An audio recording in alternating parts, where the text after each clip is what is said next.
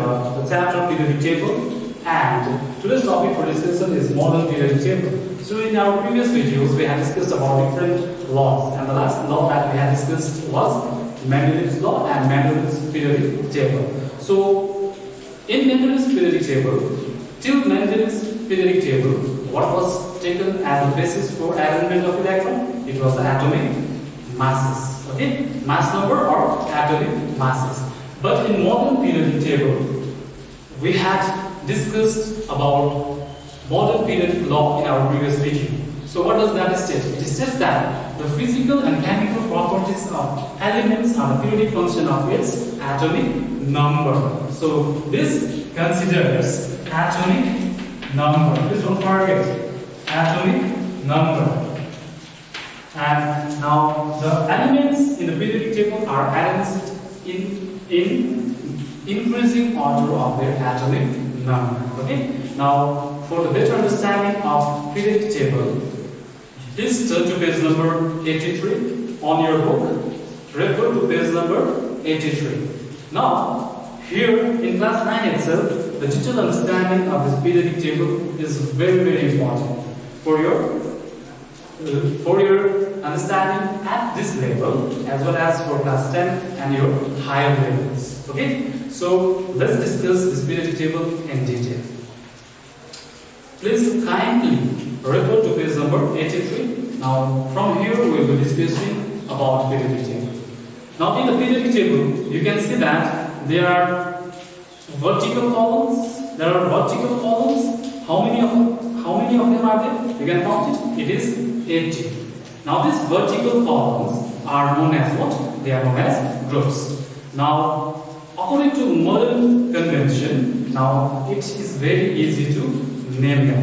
It begins from the extreme left, that is group number 1, and then it keeps on going 1, 2, 3, 4, 5, 6. Then the extreme right. On the extreme right, that is the 18th column. That is group number 80. So it's very simple. And in your periodic table, you can also see that there are horizontal rows. You can see it, horizontal rows. How many of them are there? There are 7 of them are there. Now these horizontal rows are known as what? They are known as periods. Beginning with first row, first period, the second row, second period, the third row, the third period. Okay, and it's very systematic. Now what I have to remember here is, you can see the first column on the extreme right of your book. You can refer to your book. On the extreme left, you have the first column, that is group number 1, and it is also known as what? Alkali metals. The alkali metals are present in group number 1. Okay, the second column, that is, you have, this is the first one, this is the first, and the second one, the second column is known as alkaline earth metals. Okay, alkaline earth metals. The first one is alkali metals. Alkali metals. And in between you have this 10 columns. 1, 2, 3, 4, 5, 6, 7, 8, 9, 10. This 10. Okay? They are known as what? Transition elements. They are known as transition elements. Now this is 1, 2. So here this is 3, 4, 5, 6, 7, 8, 9, 10, 11, 12. And again here you have 13. You have what? 13, 14, 15, 16, 17, and 18. This one. Now here, see, this is just to make you understand.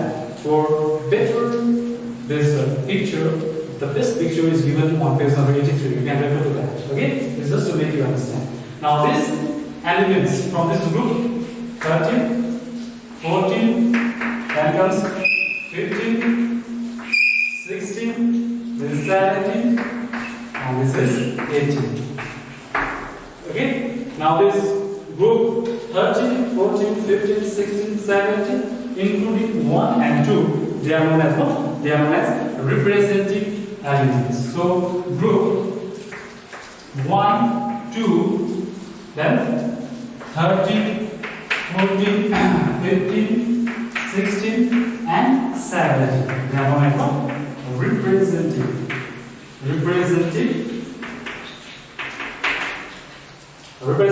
elements. And this, the 18th group, you know, 18th group is what? Noble gases. And group 17, okay? Like group 1 was called as what? Alkali metals. Group 2 was called as alkaline earth metal.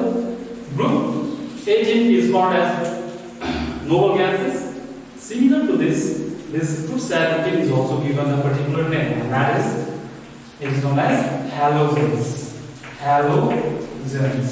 So at your level, ICC level, group 1, group 2, their common names. Group 17, group 18, their common names are very important. You have to remember their names. And this alkyl, this is transition elements, and at the bottom you can see that you have 2 rows over here. Yes or no? You have 2 rows, and these 2 rows are known as what? These 2 rows are known as inner transition elements. These 2 rows are known as what? Inner transition elements. It is known as what? Inter transition elements. Inter transition elements. Group 1 and group 2.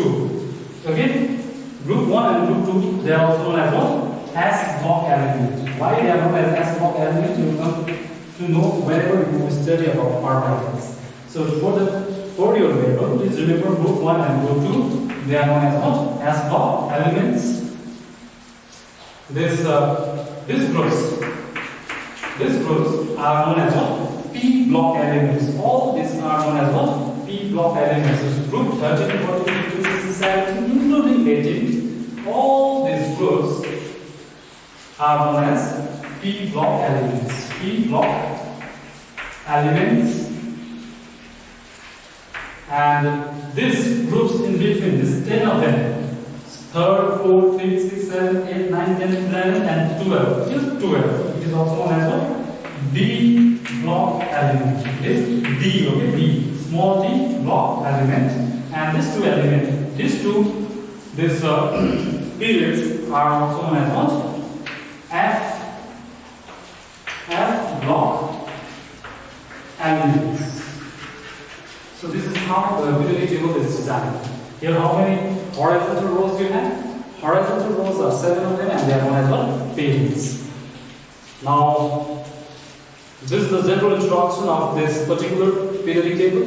Now, one more thing that you have to remember is, like, if an element is lying in group 1, if it's lying in group 1, then it will be having 1 electron in its valence shell.